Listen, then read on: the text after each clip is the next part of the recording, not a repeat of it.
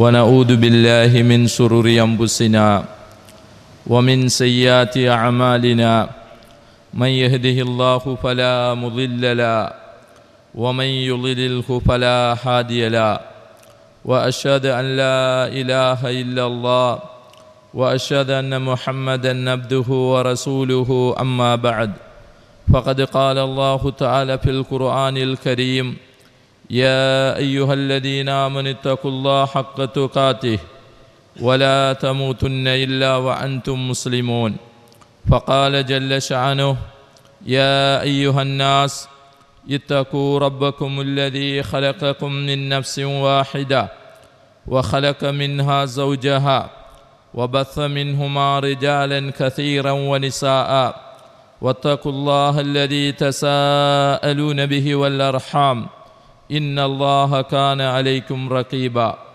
فقال الله تعالى يا أيها الذين آمنوا اتقوا الله وقولوا قولا سديدا يصلح لكم أعمالكم ويغفر لكم ذنوبكم ومن يطع الله ورسوله فقد فاز فوزا عظيما أما بعد فإن أصدق الحديث كتاب الله وخير الهدي هدي محمد صلى الله عليه وسلم وشر الأمور محدثاتها وكل محدثة بدعة وكل بدعة ضلالة وكل ضلالة في النار.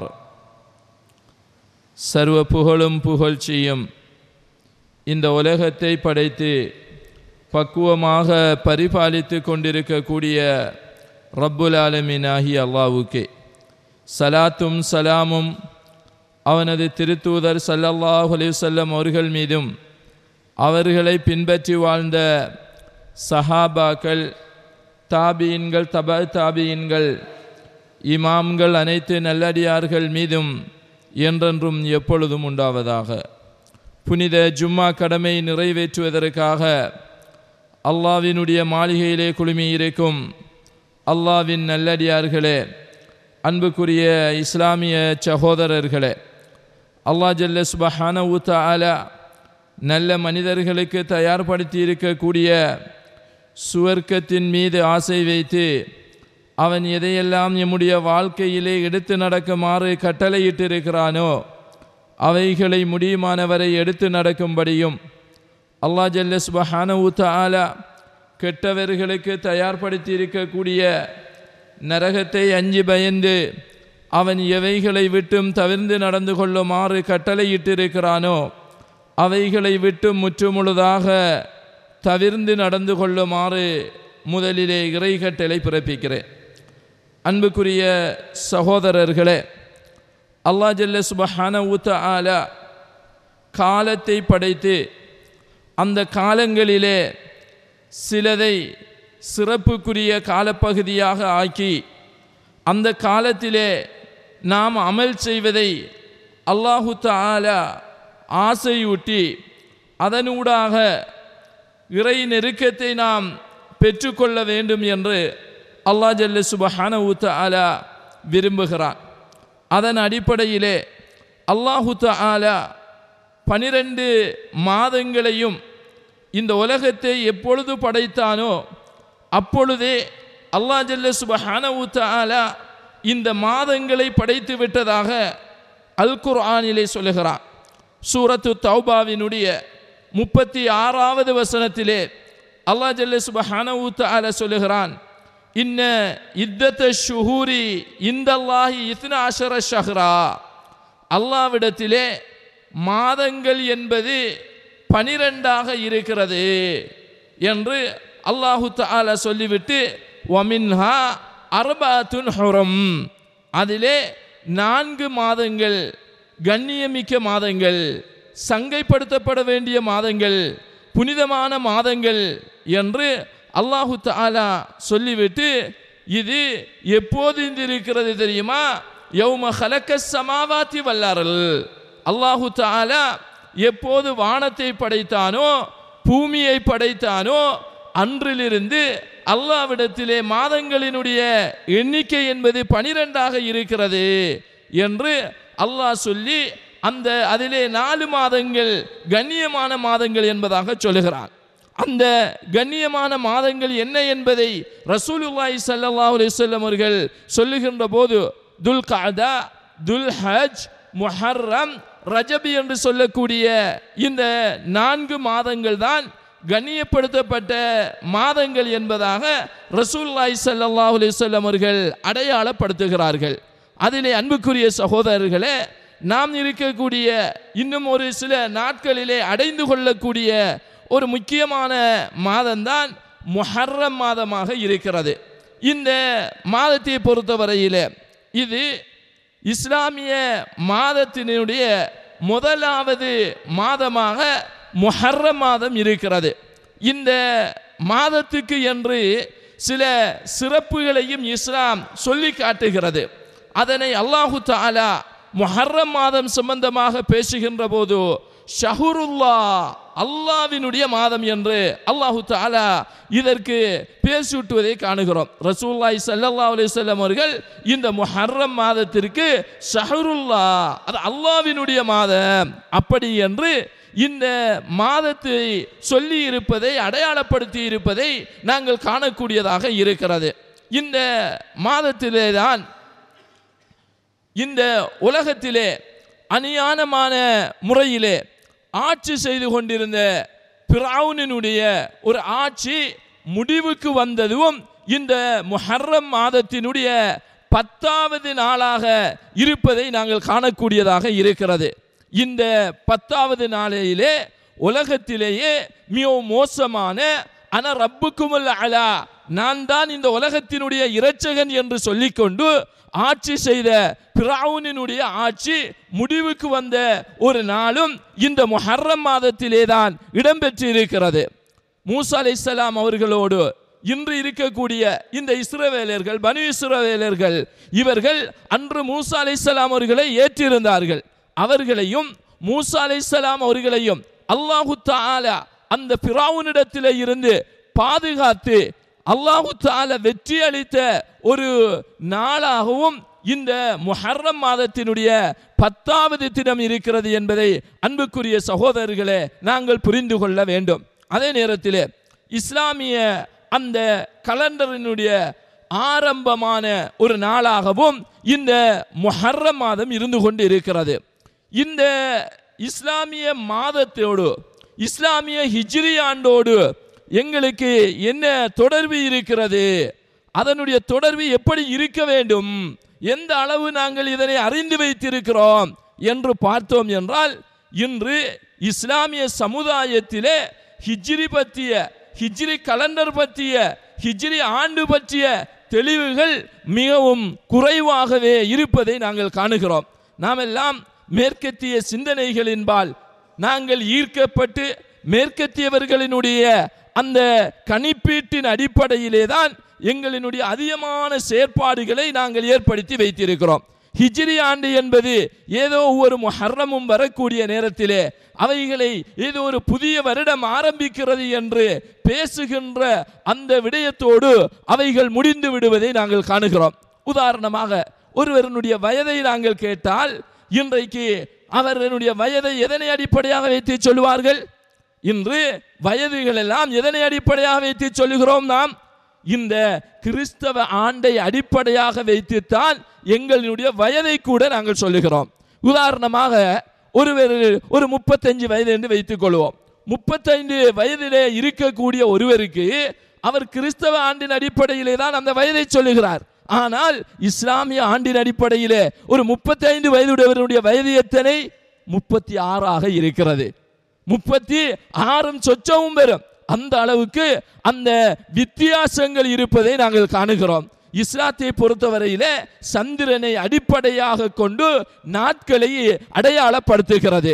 அதே நேரத்தில் சூரியனை அடிப்படையாக கொண்டு நேரத்தை அடையாளப்படுத்துகிறது. ஆனால் இன்று கிறிஸ்தவர்கள் ஏனைய சமுதாயத்தினர்கள் சூரியனையே அடிப்படையாக வைத்து தங்களினுடைய நாட்காட்டிகளை ஆரம்பித்து வைத்திருப்பதை நாங்கள் காணுகிறோம். இதற்குள் நாங்களும் இன்று சிக்குண்டு இருப்பதை அன்புக்குரிய சகோதரர்களே நாங்கள் காணக்கூடியதாக இருக்கிறது. இதன் அடிப்படையில் ஹிஜ்ரி ஆண்டு என்பது இஸ்லாமிய வரலாற்றிலே மிக முக்கியத்துவம் பெறுவதை நாங்கள் காணுகிறோம். இதற்கு என்று ஏனையவர்கள் சொல்லுகின்ற மாதிரி புது வருடங்கள் என்றோ அதிலே விழா எடுப்பது என்றோ அல்லது அதிலே தேவையில்லாத அனாச்சாரங்களை அரங்கேற்றுவது எல்லாம் இஸ்லாத்தை பொறுத்தவரையிலே கிடையாது. ஆனாலும் முஹர்ரம் என்று வருகின்ற போது, ஹிஜ்ரி ஆண்டு என்று வருகின்ற போது அதற்கு பின்னால் ஒரு மகத்தான சம்பவம் மறைந்திருப்பதை நாங்கள் காணுகிறோம். அதுதான் ரசூலுல்லாஹி ஸல்லல்லாஹு அலைஹி வஸல்லம் அவர்கள் மக்காவிலே இருந்து மதீனாவுக்கு ஹிஜ்ரத் செய்த அந்த சம்பவத்தை இது எங்களுக்கு ஞாபகப்படுத்த வேண்டும். அதனுடைய தியாகத்தை இது எங்களுடைய மனதிகளிலே ஏற்படுத்த வேண்டும். ஏனென்றால் இஸ்லாமிய வரலாற்றிலே உமர் ரலியல்லாஹு அன்ஹு அவர்களுடைய ஆட்சி கால பகுதியிலே தான் முஸ்லிம்களுக்கு என்று ஒரு கலண்டர் வேணும் என்ற சிந்தனையை அபு மூஸல் அஷரி ரலியல்லாஹு அன்ஹு அவர்கள் கவர்னராக இருக்கிறார்கள். உமர் ரலியல்லாஹு அன்ஹு அவர்களிடத்திலே இருந்து சில வேளைகளிலே அவர்களுக்கு கடிதங்கள் வரும். இந்த கடிதம் எத்தனையாம் தேதிக்குரிய கடிதம், எப்போது எழுதப்பட்ட கடிதம் என்பது தெரியாத ஒன்றாக அவர்களுக்கு இருந்தது. அதிலே டேட் இருக்கவில்லை. அப்போதுதான் அபு மூஸல் அஷரி ரலியல்லாஹு அன்ஹு அவர்கள் உமர் ரலியல்லாஹு அன்ஹு அவர்களிடத்திலே இதனுடைய முக்கியத்துவத்தை அவர்கள் எடுத்து உணர்த்துகிறார்கள். அப்போது உமர் ரலியல்லாஹு அன்ஹு அவர்கள் சஹாபாக்களை அழைத்து ஒரு இஸ்லாமிய ஆண்டை உருவாக்க வேண்டும் என்ற அந்த சிந்தனையை சஹாபாக்களுக்கு மத்தியிலே முன்வைக்கிறார்கள். அப்போது ஒவ்வொருவரும் ஒவ்வொரு கருத்தை சொல்லுகிறார்கள். நபிகளினுடைய பிறப்பை வைத்து நாம் இதனை ஆரம்பிப்போம் என்று சொல்லுகிறார்கள். அப்போது அங்கே சொல்லப்படுகிறது, பிறப்புக்கு எந்த ஒரு சிறப்பும் கிடையாது என்ற அந்த கருத்து சொல்லப்படுகிறது. இன்னும் சிலர் சொல்லுகிறார்கள், நபி அவர்களுக்கு நபி பட்டம் கிடைத்த அந்த ஆண்டை வைத்து ஆரம்பிப்போம் என்று சொல்லுகிறார்கள். ஃபத்ஹுல் மக்காவினுடைய வெற்றியை வைத்து ஆரம்பிப்போம் என்ற கருத்துக்கள் பரிமாறப்படுகிறது. இந்த நேரத்திலே தான் ஹிஜ்ரத்தை மையப்படுத்தி நாம் இந்த ஆண்டை ஆரம்பிப்போம் என்ற அந்த கருத்து முன்வைக்கப்பட்டு அது ஏற்றுக்கொள்ளப்படுகிறது. ஏனென்றால் ஹிஜ்ரத்தை பொறுத்தவரையிலே அன்புக்குரிய சகோதரர்களே, இஸ்லாத்திற்கு ஒரு புத்துயிர் கொடுத்த ஒரு சம்பவம் தான் இஸ்லாம் இந்த உலகத்திலே உயிர் வாழ்வதற்கு காரணமாக அமைந்த ஒரு சம்பவம் தான் இஸ்லாம் இந்த உலகத்தினுடைய பல பாகங்களுக்கு எடுத்து செல்லப்படுவதற்கு காரணமாக அமைந்த ஒரு சம்பவம் தான் இந்த ஹிஜ்ரத்தினுடைய சம்பவமாக இருந்து கொண்டிருக்கிறது. சஹாபாக்கள் ரசூலுல்லாஹி ஸல்லல்லாஹு அலைஹி வஸல்லம் அவர்களை ஏற்றுக்கொண்டவர்கள், இந்த மார்க்கத்தை ஏற்றுக்கொண்டார்கள் என்ற ஒரே ஒரு காரணத்திற்காக மக்காவிலே கொடுமைகளுக்கு ஆளாக்கப்பட்டார்கள், கொலை செய்யப்பட்டார்கள், சித்திரவதைக்கு ஆளாக்கப்பட்டார்கள், தங்களுடைய சொத்துக்களை சூறையாடினார்கள், அவர்களுக்கு தாங்க முடியாத தொல்லைகளை கொடுத்தார்கள், சமூக பகிஷ்காரங்களிலே ஈடுபட்டார்கள், அவர்களுக்குரிய உணவுகளை தடுத்தார்கள். இப்படி பல கொடுமைகளுக்கும் இன்னல்களுக்கும் அவர்களை ஆளாக்கினார்கள். அந்த நேரத்திலே எப்படியான ஒரு நிலை வருகிறது என்றால், மக்காவிலே இஸ்லாத்தை செயல்படுத்த முடியாது, மக்காவிலே நாம் நிம்மதியாக இருக்க முடியாது என்ற ஒரு சூழல் அங்கே ஏற்படுத்தப்படுகிறது. அப்போது ரசூலுல்லாஹி ஸல்லல்லாஹு அலைஹி வஸல்லம் அவர்கள் ஆரம்பமாக அபிசீனியாவுக்கு சில சஹாபாக்களை ஹிஜ்ரத் செல்வதற்காக அனுமதித்து அவ்வாறு இருக்கக்கூடிய நேரத்திலே தான் ரசூலுல்லாஹி ஸல்லல்லாஹு அலைஹி வஸல்லம் அவர்களுக்கு அல்லாஹு தஆலாவினுடைய வஹி வருகிறது. அவர்களுக்கு அங்கே நபிகளார் ஸல்லல்லாஹு அலைஹி வஸல்லம் அவர்களுக்கு அனுமதி கிடைக்கிறது. அந்த அனுமதியிலே அல்லாஹ் ஜல்ல சுப்ஹானஹு தஆலா மதீனா நகர் தான் ஹிஜ்ரத் செல்வதற்குரிய நகர் என்பதை அல்லாஹு தஆலா அறிவிக்கிறான். பக்கது உக்பிர்து, நான் அறிவிக்கப்பட்டேன் என்பதாக நபி அவர்கள் சொல்லுகிறார்கள். ஹிஜ்ரத் எனக்கு ஆகமாக்கப்பட்டிருக்கிறது, அதை நான் அறிவிக்கப்பட்டிருக்கிறேன். ஃபமன் அராதல் ஹுரூஜ, யார் இந்த ஹிஜ்ரத்துக்காக வெளியேறங்க விரும்புகிறாரோ அவர் மதீனாவை நோக்கி ஹிஜ்ரத் செல்லட்டும் என்ற அந்த செய்தியை ரசூலுல்லாஹி ஸல்லல்லாஹு அலைஹி வஸல்லம் அவர்கள் தோழர்களுக்கு சொல்லுகிறார்கள். அப்போது தோழர்கள் மெதுவாக மக்காவிலே இருந்து மதீனாவை நோக்கி நகருகிறார்கள். இந்த நேரத்திலே கூட அந்த சஹாபாக்கள் பல இன்னல்களுக்கு ஆளாகிறார்கள், பல சோதனைகளுக்கு ஆளாகிறார்கள்.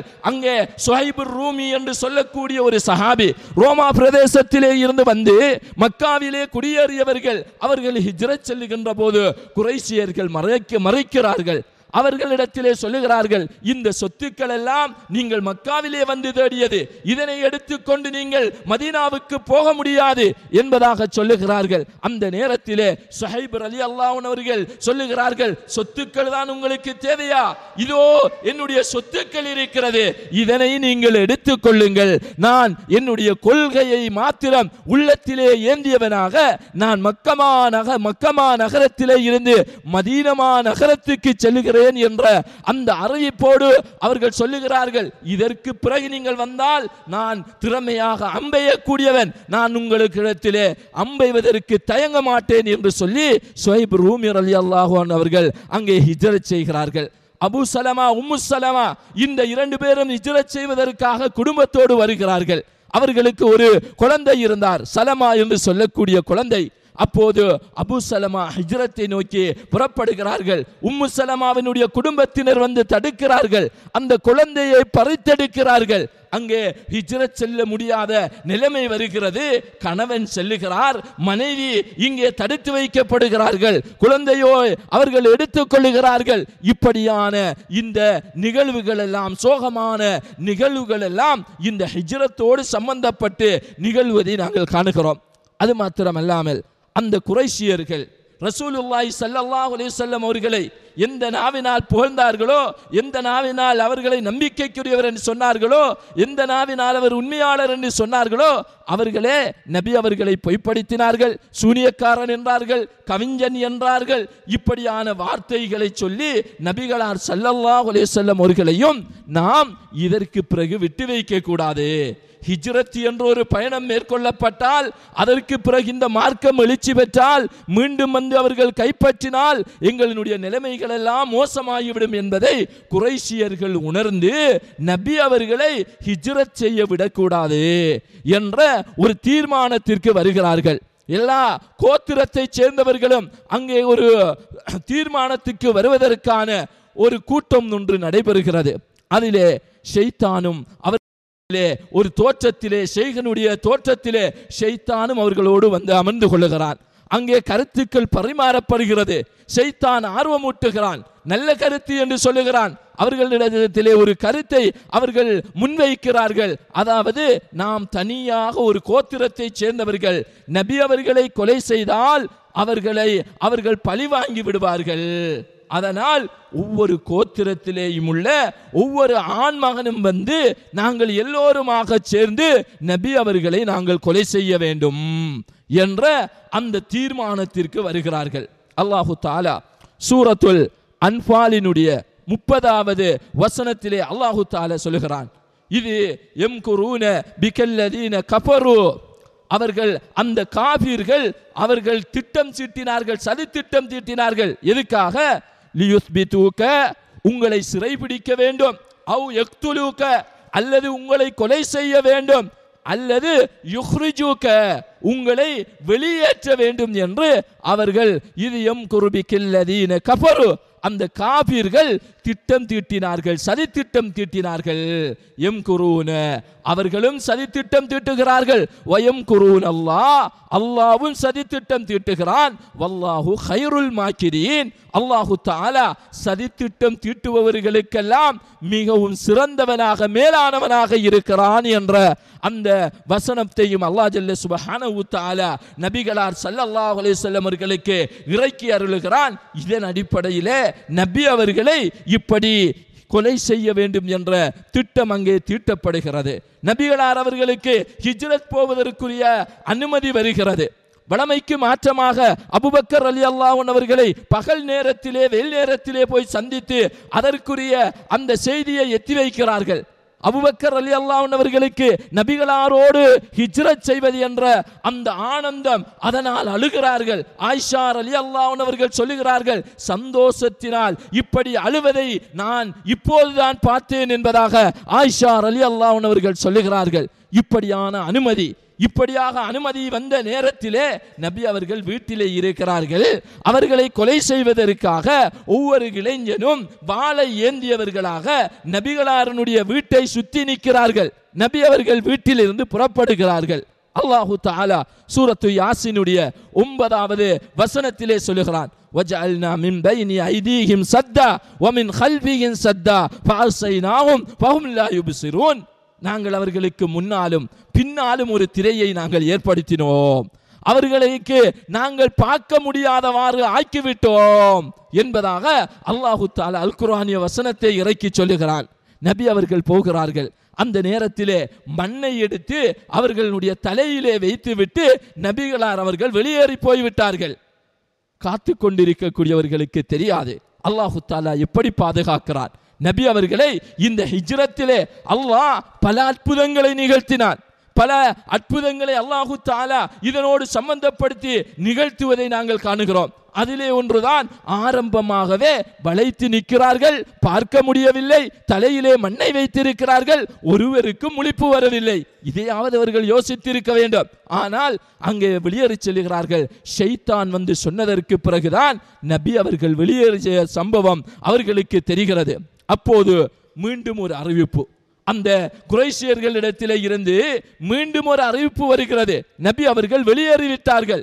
யார்? முஹம்மது நபி ஸல்லல்லாஹு அலைஹி வஸல்லம் அவர்களை உயிருடனோ அல்லது அவர்களுடைய தலையையோ யார் கொண்டு வருகிறாரோ அவருக்கு 100 ஒட்டகங்கள் சன்மானமாக கொடுக்கப்படும் என்ற அந்த அறிவிப்பு வருகிறது. அன்புக்குரிய சகோதரர்களே, இந்த பரிசை பெற்றுக்கொள்வதற்காக இந்த உலகத்திலே இந்த அளவுக்கு ஒரு பெருமதியான பரிசு ஒரு மனிதனுக்கு அறிவிக்கப்பட்டது என்றால் அது முஹம்மது நபி ஸல்லல்லாஹு அலைஹி வஸல்லம் அவர்களாகத்தான் இருக்க முடியும். அந்த அளவுக்கு மிகவும் பெருமதியான ஒரு பரிசு இந்த உலகத்திலே அவர்களினுடைய அந்த உயிருக்கு அறிவிக்கப்படுகிறது. அந்த நேரத்திலே குறைஷிகளுக்கு எல்லாருக்கும் இந்த ஆர்வம், இந்த 100 ஒட்டகத்தை பெற்றுக்கொள்ள வேண்டும் என்ற ஆசையிலே நபிகளாரை தேடி அவர்கள் புறப்படுகிறார்கள். நபிகளார் ஸல்லல்லாஹு அலைஹி வஸல்லம் அவர்கள் ஹிஜ்ரத் செல்லக்கூடிய நேரத்திலே அவர்களும் எல்லா ஏற்பாடுகளையும் செய்துவிட்டு தான் ஹிஜ்ரத் போனார்கள். நபி அவர்கள் வெறுமினே ஏதோ வீட்டிலே இருந்து வெளியேறின மாதிரி போகல. அவங்க ஒட்டகத்தை தயார் பண்ணினார்கள். அவர்களுடைய தோழரை அவர்களுக்கு நண்பராக அபூபக்கர் ரலியல்லாஹு அன்ஹு அவர்களை எடுத்துக்கொண்டார்கள். அப்துல்லாஹ் பின் அரீக் என்று சொல்லக்கூடிய அரீகத் என்று சொல்லக்கூடிய ஒரு சஹாபி, ஒரு மனிதரை வழிகாட்டியாக ரசூலுல்லாஹி ஸல்லல்லாஹு அலைஹி வஸல்லம் அவர்கள் எடுத்துக்கொண்டார்கள். அப்துல்லா பின் அபூபக்கர் ரலியல்லாஹு அன்ஹு அவர்களை அவர்களுடைய செய்திகளை அவர்களிடத்தில் இருந்து பெற்றுக்கொள்வதற்காக நபிகளார் ஸல்லல்லாஹு அலைஹி வஸல்லம் அவர்கள் நியமித்திருந்தார்கள். ஆமிர் பின் ஃபுஹைரா என்று சொல்லக்கூடிய அந்த ஆடு மேய்க்கக்கூடிய அபூபக்கர் ரலியல்லாஹு அன்ஹு அவர்களுடைய அடிமையை நபிகள் அவர்கள் அந்த 2 பேரும் வரக்கூடிய அந்த ஒட்டகத்தினுடைய அந்த தடயங்களை அழிப்பதற்காக, ஆடு மேய்ப்பதை போன்று வந்து அந்த தடயங்களை அழித்து விடுவது. ஏனென்றால் அந்த காலத்தில் இந்த தடயங்களை வச்சு அவங்க கண்டுகொள்வாங்க, இன்ன பாதையால போயிருக்கிறாங்க, இப்படி போயிருக்கிறாங்க, அப்படின்றத கண்டுபிடிப்பாங்க. அதுக்காக இந்த ஆமிரை அதனை அழிக்கிறதுக்காக அதனை நபி அவங்க தயார்படுத்தி இருந்தாங்க. அஸ்மா பின் அபூபக்கர் ரலியல்லாஹு அன்ஹு அவர்களை சாப்பாடு கொண்டு போவதற்காக அங்கே ரசூலுல்லாஹி ஸல்லல்லாஹு அலைஹி வஸல்லம் அவர்கள் தயார்படுத்தி வைத்திருந்தாங்க. அஸ்மா ரலி அவங்களுக்கு சாப்பாடு கொடுக்கக்கூடியவங்களாக இருந்தாங்க. நபி அவங்க வளமையாக போற அந்த பாதையை விட்டு வடக்கு நோக்கி படுமையாக, அதாவது இன்றைக்கு தன்னியம் என்று சொல்லக்கூடிய மஸ்ஜிதுல் ஆயிஷா என்று சொல்லுவார்கள், அந்த பாதையினாலே தான் வளமையாக மதீனாவுக்கு செல்வார்கள். ஆனா நபி அவங்க என்ன செஞ்சாங்கன்னா தெற்கு நோக்கி அவங்க பயணிக்கிறாங்க. இப்படியான இந்த ஏற்பாடுகளை எல்லாம் செய்துவிட்டு தான் அல்லாஹ்வினுடைய தூதர் ஸல்லல்லாஹு அலைஹி வஸல்லம் அவர்கள் இந்த ஹிஜ்ரத் பயணத்தை மேற்கொண்டு போறாங்க. இந்த ஒட்டகத்தினுடைய அறிவிப்பு வந்த உடனே அந்த காவிர்கள் என்ன செஞ்சாங்கன்னா அவங்க எப்படி இவ்வளவு ஏற்பாடுகளையும் அல்லாஹ்வினுடைய தூதர் செய்து விட்டாலும் அங்கே பாருங்க மனிதனுடைய முயற்சி தோல்வி என்றதுக்கு இது ஒரு சம்பவமே ஆதாரமாக இருக்கிறது. நபி அவங்க ஏற்பாடு செஞ்சாங்க, கட்டாயம் ஏற்பாடு செய்ய வேண்டும், ஆனா அவைகள் தோல்வி அடைகிறது. அந்த காவிர்கள் இடத்துக்கு வந்துட்டாங்க. தௌர் குகையில் நபி அவங்க இருக்கிறாங்க. அங்க இருக்கக்கூடிய நேரத்தில் மேலுக்கு அங்க காபிர்கள் நிக்கிறாங்க. அபூபக்கர் ரலியல்லாஹு அன்ஹு அவர்கள் சொல்லுகிறார்கள், லவ் நலர அஹதுக்கும் இலா தஹ்த கதமைஹி, யாராவது ஒருவன் கீழே நோக்கி எங்களை பார்த்தானண்டா, இப்படி கீழே நோக்கி பார்த்தா எங்களை கண்டுருவான் அப்படி என்று அபூபக்கர் ரலியல்லாஹு அன்ஹு சொல்றாங்க. இவ்வளவு ஏற்பாடை நபி அவங்க செஞ்சாலும் அங்க பாருங்க இடத்துக்கு வந்துட்டாங்க. அப்பதான் அந்த நேரத்திலே தான், இக்கட்டான நேரத்திலே தான் ரசூலுல்லாஹி ஸல்லல்லாஹு அலைஹி வஸல்லம் அவர்களுடைய அந்த ஈமான், நபிகளார் அவர்களுடைய உச்சகட்ட ஈமான் அங்கே வெளிப்படுகிறது. அபூபக்கர் ரலியல்லாஹு அன்ஹு அவர்களிடத்திலே கேட்கிறார்கள், மா லன்னுக யா அபூபக்கர், அபூபக்கரே உங்களுடைய நினைப்பு என்ன? இன்னல்லாஹ மஅனா, அல்லாஹ் எங்களோட இருக்கிறானே. அல்லாஹு தஆலா இதனை சூரத்து தௌபாவினுடைய 40வது வசனத்திலே சொல்லுகிறான், இல்லா தன்சுருஹு ஃபகத் நஸரஹுல்லாஹு, நீங்க உதவி செய்யலாட்டியும். இது ஹுனைன் யுத்தத்திலே அல்லாஹ் தஆலா இந்த வசனத்தை இறக்குறான். ஹுனைன் யுத்தம் ஒரு இக்கட்டான யுத்தமாக அங்கே நடைபெறுகிறது. முஸ்லிம்கள் கடுமையான கஷ்டத்தை எதிர்நோக்கிய ஒரு யுத்தம். அந்த நேரத்திலே அல்லாஹ் இந்த சம்பவத்தை சொல்லுகிறான். என்ன சம்பவம்? நீங்க உதவி செய்யலாட்டியும் பக்கத்து நஸரஹுல்லாஹ், அவருக்கு அல்லாஹ் தஆலா உதவி செய்வான். இது அஹ்ரஜஹுல்லதீன கஃபரு, அந்த காபீர்கள் அவரை அங்கே மக்காவிலே இருந்து வெளியேற்றிய போது அந்த நேரத்திலே இது யகூலு லி சாஹிபிஹி, அதிலே ஒரு தோழர் சொன்னார், லா தஹஸன், நீங்க கவலைப்பட வேண்டாம், இன்னல்லாஹ மஅனா, அல்லாஹு தஆலா எங்களோடு இருக்கிறான் என்று அந்த நபிகளார் அவர்கள் அங்கே தோழருக்கு சொன்னாரு. அந்த நேரத்தில் நாங்க அவங்களுக்கு உதவி செய்தோம். அல்லாஹு தஆலா சொல்றான், வ அன்ஸல்னா அலைஹிம் சகீனா, நாங்கள் அவர்கள் மீது அமைதியை இறக்கினோம். முதலாவது அல்லாஹ் நபியை ரிலாக்ஸ் பண்றான். அப்ப அவங்க எதிரிகள் நிக்கிறாங்க, தலைக்கு பேரம் பேசப்பட்டிருக்குது. இதை பார்த்தா ஒவ்வொரு மனிதனுக்கும் அந்த கட்டத்தில் எப்படி இருக்கும்? ஒரு பதட்டம் வரும், ஒரு கவலை வரும், உள்ளங்கள் படபடக்கும். இந்த நேரத்தில் அல்லாஹ் முதலாவது நபியை ரிலாக்ஸ் பண்றான். அபூபக்கர் ரலியல்லாஹு அன்ஹு ரிலாக்ஸ் பண்றான். அங்கே சொல்லுகிறான், அவர்கள் மீது நாங்கள் அமைதியை இறக்கினோம். வஅய்யத்னாஹு பிஜுனூதின் லம் தரவுஹா, நீங்க காணாத படையை கொண்டு நாங்கள் அவர்களுக்கு உதவி செய்தோம். அல்லாஹு தஆலா சொல்லுகிறான், நீங்கள் காணாத படையை கொண்டு அல்லாஹு தஆலா அவர்களுக்கு உதவி செய்கிறான். அவங்களால பார்க்க முடியல, அவங்க கீழே பார்த்தா நபியை காணுவாங்க. ஆனா அல்லாஹு தஆலா பயவரையுமே நிறைய பேர் நிக்கிறாங்க, யாருக்கும் பார்க்க முடியல. அப்படியான ஒரு சூழலை அல்லாஹ் ஜல்ல சுப்ஹானஹு தஆலா அங்கே ஏற்படுத்துவதை அல்லாஹு தஆலா சொல்லி நபி அவங்கள அதுல இருந்தும் பாதுகாக்கிறான்.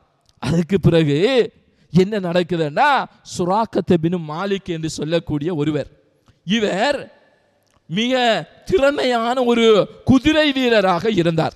குதிரையை ஓட்டக்கூடிய ஒரு குதிரை வீரர். இந்த சுராக்கத் பின் மாலிக் என்ன, 100 ஒட்டகம் அவருடைய அந்த கண் முன்னால் வருகிறது.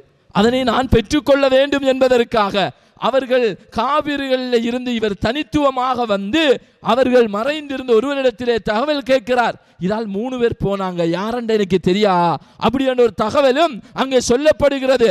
இதை வச்சு இவர் காத்துக்கிறார், எப்படியோ இதுக்குள்ளதான் இருக்கணும், வெளியாகுவாங்க, அப்ப நாம அவங்கள கொலை செஞ்சு இந்த பரிசை பெற்றுக்கொள்ளலாம் அப்படி என்று காத்துக்கிறார். இந்த நேரத்திலே நபி அவர்களும் அபூபக்கர் ரலியல்லாஹு அன்ஹு அவர்களும் அங்கே வெளியாகி போகக்கூடிய நேரத்திலே சுராக்கத் பின் மாலிக் கண்டுவிடுகிறார். தன்னுடைய அம்பை வெளியே எடுக்கிறார். ஈட்டியை எடுத்து வெளியே எடுத்து நபிகளார் ஸல்லல்லாஹு அலைஹி வஸல்லம் அவர்களை நோக்கி தன்னுடைய அந்த குதிரையை செலுத்துகிறார். குதிரையினுடைய கால்கள் பூமிக்குள் புதைந்து விடுகிறது. அங்கே குதிரை ஓடுவதற்கு மறுக்கிறது. அப்போது அவர் அங்கே நபிகளார் ஸல்லல்லாஹு அலைஹி வஸல்லம் அவர்களை பார்க்கிறார். பார்த்து மீண்டும் குதிரையை தன்னுடைய மக்காவை நோக்கி அவர் சீர் செய்து கொள்ளுகிறார். மீண்டும் நபிகளார் ஸல்லல்லாஹு அலைஹி வஸல்லம் அவர்களை நோக்கி அங்கே செலுத்துகிறார். குதிரை அப்படியே பூமிக்குள் புதைந்து விடுகிறது. இப்போது அந்த சுராக்காவுக்கு விளங்கிவிட்டது, அங்கே நபிகளாரனுடைய உதவியை அவர் கேட்கிறார். அங்கே ஒரு ஒப்பந்தம் நடைபெறுகிறது. சுராக்காவுக்கும் நபிகளாருக்கும் இடையிலே ஒரு ஒப்பந்தம். அதிலே என்ன, சுராக்கா கேட்கிறார், நான் குறைஷிகளை இவர்களை இந்த பாதையினால் வரவிட முடியாமல் வராமல் நான் தடுக்கிறேன், அந்த செய்தியை நான் அவர்களுக்கு கொடுக்கிறேன். நீங்கள் எனக்கு அல்லாஹ்விடத்திலே துஆ செய்யுங்கள் என்பதாக சொல்லுகிறார். ரசூலுல்லாஹி ஸல்லல்லாஹு அலைஹி வஸல்லம் அவர்கள் துஆ செய்கிறார்கள். அங்கே சுராக்காவினுடைய அந்த குதிரை அப்படியே எழும்புகிறது. நபிகளார் ஸல்லல்லாஹு அலைஹி வஸல்லம் அவரிடத்திலே வந்து சுராக்கா கேட்கிறார், எனக்காக ஒரு பாதுகாப்பு ஒப்பந்தத்தை நீங்கள் எனக்காக எழுதி தாருங்கள், ஒரு நம்பிக்கை பத்திரத்தை நீங்கள் எழுதி தாருங்கள். அந்த காலத்தில் ஏதாவது இப்படி பிரச்சனைகள் நடக்கக்கூடிய நேரத்தில் நீவர் பாதுகாப்பு அளிக்கப்பட்டவர் அப்படி என்று எழுதினா அவருக்கு பாதுகாப்பு கொடுப்பாங்க. அதன் அடிப்படையில் இந்த சுராக்கா நபியிடத்திலே அப்படியான ஒரு அமானை கேட்கிறார், ஒரு நம்பிக்கை பத்திரத்தை கேட்கிறார். நபி அவர்கள் ஆமிர் பின் புகைராவை வைத்து ஒரு தோளிலே இந்த நம்பிக்கை பத்திரத்தை அவருக்கு எழுதி கொடுக்கிறாங்க. அவர் சொல்றார், இனி நான் இந்த குறைஷியர்கள் வராமல் அவர்களை நான் தடுத்து செய்திகளை சொல்லிவிடுகிறேன் என்று சொல்லுகிறார். அந்த நேரத்திலே ரசூலுல்லாஹி ஸல்லல்லாஹு அலைஹி வஸல்லம் அவர்கள் அவரை பார்த்து கேட்கிறார்கள், சுராக்காவே, கிஸ்ராவினுடைய 2 காப்புகள் உங்களினுடைய கையிலே அணிவிக்கப்பட்டால் எப்படி இருக்கும் அப்படி என்று ரசூலுல்லாஹி ஸல்லல்லாஹு அலைஹி வஸல்லம் அவர்கள் அங்கே கேட்கிறார்கள். இதன் அடிப்படையிலே ரசூலுல்லாஹி ஸல்லல்லாஹு அலைஹி வஸல்லம் அவர்களிடத்தில் இப்படி கேட்டுவிட்டு நபி அவர்கள் நகர்ந்து செல்கிறார்கள். இங்கே சுராக்காவும் வந்து விடுகிறார். அந்த மக்களுக்கு மத்தியிலே அவர் நபிகளார் அவர்களை இந்த பிரதேசத்திலே காணவில்லை, திரும்பி சென்று விடுங்கள் என்று அவர்களை அனுப்பிவிடுகிறார். இப்படியாக நபி அவர்கள் போய் சேர்ந்து விட்டார்கள் என்ற செய்தி வரும் வரை இப்படி நடந்து கொள்ளுகிறார். உமர் ரலியல்லாஹு அன்ஹு அவர்களினுடைய ஆட்சி காலம் வருகிறது. அதற்கு முதல் நபி அவர்கள் அந்த நேரத்திலே சுராக்கா இஸ்லாத்தை ஏற்றுக்கொள்ளவில்லை. ஒரு பாதுகாப்பு ஒப்பந்தம் தான் அவரிடத்திலே இருந்தது, ஃபத்ஹுல் மக்கா. அந்த நேரத்திலே ஹிஜ்ரி 8வது ஆண்டு ரசூலுல்லாஹி ஸல்லல்லாஹு அலைஹி வஸல்லம் அவர்களிடத்திலே இந்த சுராக்கா வந்து கேட்கிறார், நான் யார் என்று தெரியுமா? நீங்கள் தான் அந்த அமானிதம், அந்த பாதுகாப்பு ஒப்பந்தத்தை தந்தவர் தான் நான் என்பதாக சொல்லுகிறார்கள். அப்போது நபி அவர்கள் சொல்லுகிறார்கள், யார் நம்பிக்கையை பேணவில்லையோ லா ஈமான லஹு, அவர்களுக்கு ஈமான் இல்லை. யார் ஒப்பந்தத்தை பேணவில்லையோ அவர்களுக்கு மார்க்கம் இல்லை என்று சொல்லுகிறார்கள். அந்த நேரத்திலே தான் சுராக்கா இஸ்லாத்தை ஏற்றுக்கொள்கிறார். இப்போது 8 வருடங்களுக்கு பிறகு சுராக்கா இஸ்லாத்தை ஏற்றுக்கொள்கிறார். உமர் ரலியல்லாஹு அன்ஹு அவர்களுடைய ஆட்சி நடைபெறுகிறது. அங்கே ரோம பாரசீகர்களினுடைய அந்த யுத்தம், அவர்களோடு யுத்தம் நடைபெறுகிறது. இதிலே முஸ்லீம்கள் வெற்றி பெறுகிறார்கள். பல கனிமத்து பொருட்கள் கொண்டு வரப்படுகிறது. அந்த நேரத்திலே நபிகளார் ஸல்லல்லாஹு அலைஹி வஸல்லம் அவர்கள் உயிரோடு இருக்கவில்லை. இப்படியான இந்த சந்தர்ப்பத்திலே அங்கே சுராக்காவும் இருக்கிறார். உமர் ரலியல்லாஹு அன்ஹு அவர்கள் அந்த சுராக்காவை அழைத்து அந்த கிஸ்ராவினுடைய 2 காப்புகளையும் நபிகளார் ஸல்லல்லாஹு அலைஹி வஸல்லம் அவர்கள் முன்னறிவிப்பு செய்தார்களே, அந்த முன்னறிவிப்புக்கு ஏற்ப இந்த சுராக்காவுக்கு அணிவிக்கிறார்கள் என்ற செய்தியை நாங்கள் காணுகிறோம். என்றால் அல்லாஹு தஆலா இந்த ஹிஜ்ரத்தோடு சம்பந்தப்படுத்தி இப்படியான அற்புதங்களை நிகழ்த்துகிறார். நபி அவர்களும் அவர்களுடைய அபூபக்கர் ரலியல்லாஹு அன்ஹு அவர்களும் ஆமிரும் அதே மாதிரி அப்துல்லா பின் அரீகத் என்று சொல்லக்கூடியவர்கள் நடந்து செல்கிறார்கள். ஒரு கூடாரம் இருக்கிறது. உம்மு மஅபதி என்று சொல்லக்கூடிய ஒரு பெண்மணி இருக்கிறார்கள். அந்த கூடாரத்திலே இருக்கக்கூடிய நேரத்திலே ஆடுகள் இருக்கிறது. நபிகளார் அவர்கள் அங்கே ஒரு ஆட்டை காட்டி கேட்கிறார்கள், பால் தருமா என்று. இல்லை என்று சொல்லுகிறார்கள். குட்டி போட்ட ஆடுதான் பால் தரும், மலட்டாடு அல்லது குட்டி போடாத ஆடு பால் எப்படி தரும் என்ற அடிப்படையிலே சொல்லப்படுகிறது. நபி அவர்கள் அந்த ஆட்டை கொண்டு வருமாறு சொல்லுகிறார்கள். அதனுடைய மடியை அவ்வாறு கழுவி விட்டு பிஸ்மில்லா சொல்லி அங்கே பால் கறக்கிறார்கள். அதிலிருந்து பால் சுரந்து வருகிறது. நபி அவர்கள் குடிக்கிறார்கள், அவர்களோடு போனவர்கள் குடிக்கிறார்கள். அந்த உம்மு மஅபதுக்கும் அதனுடைய அந்த பால் கொடுக்கப்படுகிறது.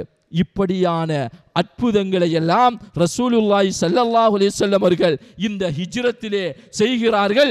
இந்த ஹிஜ்ரத்தினுடைய பாடம் எங்களுக்கு சொல்லித்தரக்கூடிய பாடம் என்னவென்று சொன்னால், அல்லாஹ்வை இந்த உலகத்திலே நாம் ஏற்றுக்கொண்டால், உண்மைக்குண்மையாக அல்லாஹு தஆலாவை நாங்கள் இந்த உலகத்திலே ஏற்று வாழ்ந்தோம் என்று சொன்னால், அதற்காக சோதனைகள் வரும், வேதனைகள் வரும், துன்பங்கள் வரும். இந்த நேரத்திலே துவண்டு விடாமல் நாங்கள் கொண்ட கொள்கையிலே உறுதியாக இருப்போமாக இருந்தால், உண்மையாகவே நாங்கள் அல்லாஹ்வை ஏற்றுக்கொள்வோமாக இருந்தால், அல்லாஹ்வுக்காக இந்த உலகத்திலே நாம் வாழ்வோமாக இருந்தால், நிச்சயமாக அல்லாஹு தஆலாவினுடைய உதவி எப்படியும் வரும் என்பதை இந்த ஹிஜ்ரத்தினுடைய சம்பவம் எங்களுக்கு எடுத்து நாங்கள் காணுகிறோம். அது மாத்திரமல்லாமல் நபிமார்களிடத்திலே இருந்த ஒரு மிகவும் முக்கியமான ஒரு பண்பு என்னவென்றால், கடும் சோதனைகளுக்கு ஆளாக்கப்படக்கூடிய நேரத்திலே ஹஸ்பி அல்லாஹு வ நிஅமல் வக்கீல், நாம் பொறுப்பு சாற்றத்துக்கு அல்லாஹ்தான் போதுமானவன் என்ற அந்த ஈமான் இருந்தது.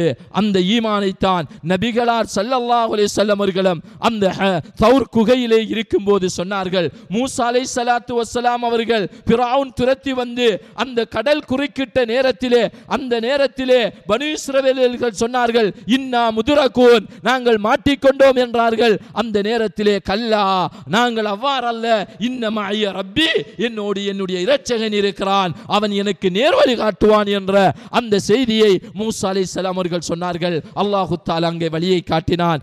நெருப்பிலே போடக்கூடிய நேரத்திலே இப்ராஹிம் அலைஹிஸ்ஸலாத்து வஸ்ஸலாம் அவர்கள் அந்த நேரத்திலே உதவி வேண்டுமா என்று கேட்ட நேரத்தில் எல்லாம் அங்கே அவர்கள் சொல்லுகிறார்கள், ஹஸ்பி அல்லாஹு வ நிஅமல் வக்கீல், பொறுப்பு சாற்றத்திற்கு மிகவும் மேலானவன் அல்லாஹு தஆலா தான், அவன்தான் சிறந்தவன் என்ற அந்த செய்தியை அங்கே அவர்கள் இப்ராஹிம் அலைஹிஸ்ஸலாம் அவர்கள் சொல்லுகிறார்கள்.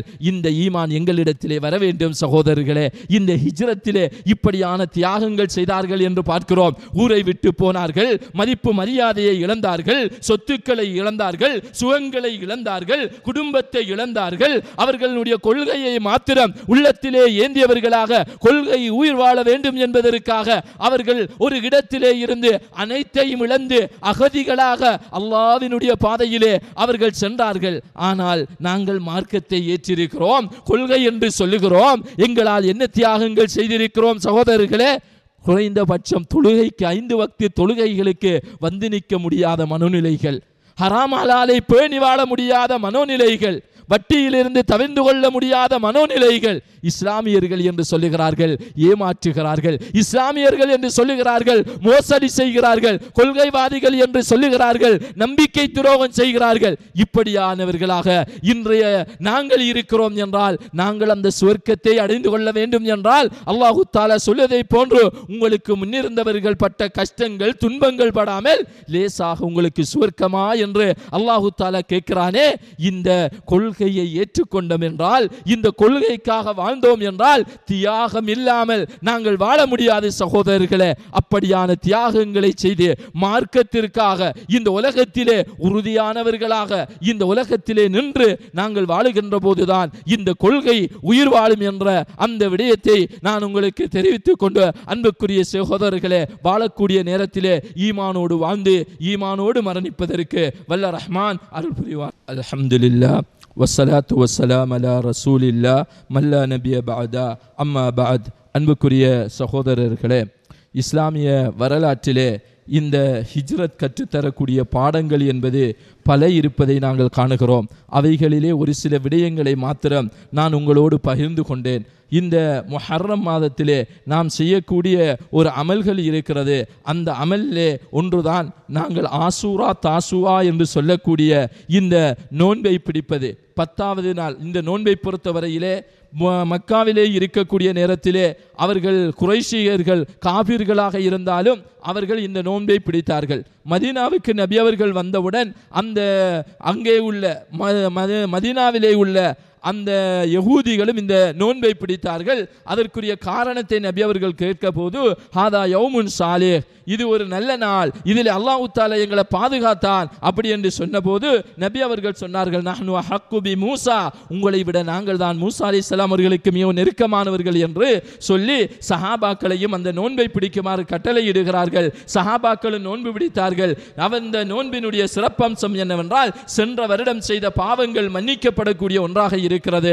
அதே நேரத்திலே சஹாபாக்கள் வந்து நபிகளாரிடத்திலே ஒரு செய்தியை இறுதியாக சொல்லுகிறார்கள், யா ரசூலல்லாஹ், யகூதிகளும் நாங்களும் இதிலே ஒப்பாகிறோம் யா ரசூலல்லாஹ், நாங்கள் இதிலே அவர்களை விட்டு நாங்கள் பிரிய வேண்டும் யா ரசூலல்லாஹ், அவர்களுடைய கலாச்சாரம், அவர்களுடைய பண்பாடுகள், அவர்களுடைய நடைமுறைகள் எங்களிடத்திலே வரக்கூடாது யா ரசூலல்லாஹ் என்ற அடிப்படையிலே சஹாபாக்கள் சொல்லுகிறார்கள். அப்போது நபி அவர்கள் சொல்லுகிறார்கள், இன் பகைத்து, நான் உயிரோடு இருந்தால் லஅசூமன்ன தாசி, வார வருடம் 9ஐயும் சேர்த்து பிடிப்பேன் என்பதாக ரசூலுல்லாஹி ஸல்லல்லாஹு அலைஹி வஸல்லம் அவர்கள் சொல்லுகிறார்கள். அன்புக்குரிய சகோதரர்களே, நாங்கள் இன்று இந்த முஹர்ரத்திலே இருந்து பெற்றுக்கொள்ள வேண்டிய அடுத்த ஒரு பாடம்தான் யூத கிறிஸ்தவர்களினுடைய கலாசாரங்களுக்கு, பண்பாடுகளுக்கு, நடைமுறைகளுக்கு நாங்கள் மாற்றம் செய்யக்கூடியவர்களாக நாங்கள் மாற வேண்டும். இஸ்லாம் என்பது தனித்துவமான கொள்கை, தனித்துவமான பண்பாடு, தனித்துவமான கலாசாரம், தனித்துவமான பல சிறப்பம்சங்களை கொண்ட ஒரு மார்க்கமாக இருப்பதனால் யூத கிறிஸ்தவர்களுக்கு மாறு செய்து இஸ்லாமிய நடைமுறைகள், பண்பாடுகள்